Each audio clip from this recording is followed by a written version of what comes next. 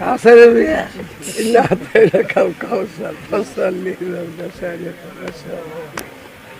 তুই গার্জিয়ান না কোথায় মেয়ের পক্ষ থেকে তারা কই আউযু বিল্লাহি মিন শুরুরি আনফুসিনা ওয়া মিন সাইয়্যাতি আমালিনা মান ইয়াহদিহিল্লাহু ফালা মুদিল্লা লাহু ওয়া মান ইউদ্লিল ফালা হাদিয়া লাহু ওয়া নাশহাদু আন লা ইলাহা ইল্লাল্লাহ ونشهد أن محمدا عبده ورسوله صلى الله تعالى عليه وسلم بسم الله الرحمن الرحيم يا أيها الناس اتقوا ربكم الذي خلقكم من نفس واحدة وخلق منها زوجها وبث منهما رجالا كثيرا ونساء واتقوا الله الذي تساءلون به والأرحام إن الله كان عليكم رقيبا قال رسول الله صلى الله تعالى عليه وسلم النكاح من سنتي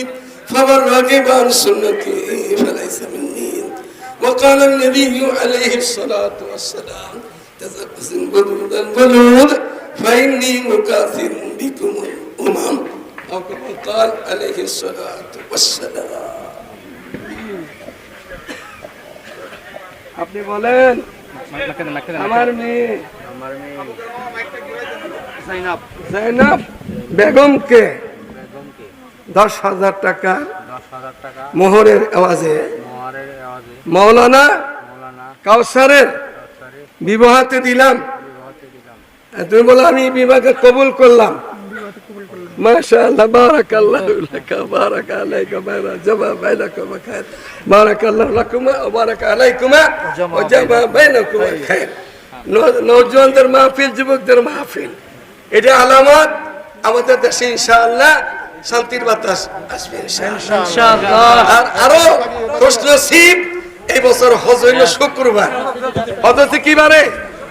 শুক্রবারে হজ হইছে। একটু সামান্য দুনিয়াতে আরে বাবা একটু সামান্য একটু পরে দুনিয়াতে আকবরী হজ আর ফেরত আসবে না। আকবরী হজ ছিল ওইটাই ময়দান আরাফাতে আখির নবী ইমাম নবী ইয়ামুল জুমা দিন হজ হয়েছিল। এই আস্তে সেইটাই ছিল আকবরী হজ। এখনো বলে মানুষ আকবরী হজ। আপনাদের তো আমি তো 4 বার পাইছি পিছনে। আমার বয়স এখন যাইতে এইবার আমি তো হজে থাকতাম, এইসব আসতে পারতাম না। এই বছর বহুত বিপদের পরে এই যে আদোয়া করছিলাম সময় গেল না। এই করোনা মরুনা আইসা আমাদের দেশ সারা দুনিয়াটা অশান্তিকর হয়ে গেছিল না। কিন্তু এই বছর হজ আকবরী হলো বলে এই বললাম নাই আমার কেমনে ইয়ামে আরাফা হজ হলো আরাফা আল হজ্জ আরাফা। হজ যদি শুক্রবারে হয় সেই হজটা 70টা হজের সমান সব রাখে। এই বছর হজ হয়ে গেল শুক্রবারে 70টা হজের সব নিয়ে আসতেছে আমাদের হাজী সাহেবরা, সারা দুনিয়ার হাজী সাহেবরা। আশা রাখি এই হজের চান শেষ হয়ে যাইব, মুহররম নতুন বছর শুরু হবে।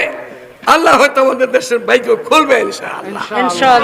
আমাদের দেশের মসজিদ, মাদ্রাসা, আলেম, উলামা, পীর, দরবেশ, স্কুল, কলেজ, সরকার পর্যন্ত আল্লাহ চাহে তো দিনদারি নসিব হবে ইনশাআল্লাহ। দিনদারি নসিব যদি ভাগ্যে থাকে তো হবে। আল্লাহ তাআলা তো কিছু করার নাই। দেশের আবহাওয়া পরিবর্তন হবে ইনশাআল্লাহ। যেহেতু সারা বিশ্বের মানুষ আরাফাতে দোয়া করছে, শুক্রবারে হজ হয়ে গেছে গা। আল্লাহ আমাদের সারা দুনিয়াকে হেফাজতে রাখে, খাস করে বাংলাদেশকে আল্লাহ হেফাজতে রাখে। এই বিবাহকে আল্লাহ তাআলা কবুল মঞ্জুর করে নেয়, নেককার সন্তান দান করে এখানে আল্লাহ তাআলা। এখন খুরমা কিছু দিতে পারে, আমার দোয়া তো করবে বড়রা। মাশাআল্লাহ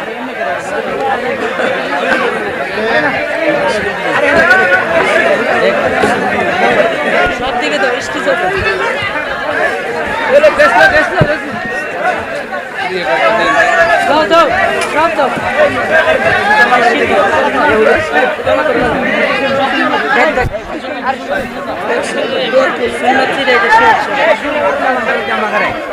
আরে বর্তমানের পোলা মাইয়ার সমান সমান মা, লম্বা চুল কাটিয়া মাইয়াই মাথায় লাগাই কে, ঠিক কিনা?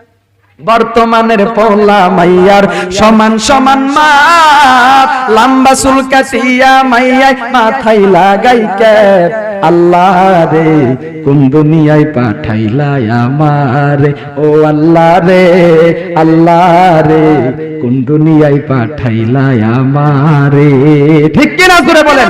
এই জন্য বলবো পর্দার মা বোনদেরকে বলবো, আপনার মেয়েকে যদি আপনি পর্দার অবস্থায় না রাখতে পারেন, কিয়ামতের ময়দানে এই মেয়ে যখন জাহান্নামের মধ্যে যাইবে, এই মেয়ে আল্লাহর কাছে বিচার দায়ের করবে, আল্লাহ দুনিয়াতে থাকাকালীন আমার মা বাবার আমাকে পর্দার জন্য জোর দেয় নাই, এই মা বাবা আমাকে পর্দার জন্য জোর দেয় নাই, দিন শিক্ষা দেয় নাই, সুতরাং আজকে আমি জাহান্নামী, আমি একা জাহান্নামে যাইব না, জাহান্নামের গেটের মধ্যে আমার ওই মা বাবা বাইকে শোয়ান, ওই মা বাবার বুক পাড়াইয়া পাড়াইয়া ওই মা বাবাকে সাথে কইরা নিয়ে জাহান্নামে যাও। নাউজুবিল্লাহ। আমার নবী একবার দিনের দাওয়াত দিয়া বাড়ির দিকে রওনা হয়। প্রতি পথে মা ফাতেমার বাড়ি পড়ল। মা ফাতেমার বাড়ির ভিতরে ঢুকিয়া দরওয়াজার সামনে দাঁড়ায়া মা ফাতেমাকে ডাক দিয়া বলে, মা গো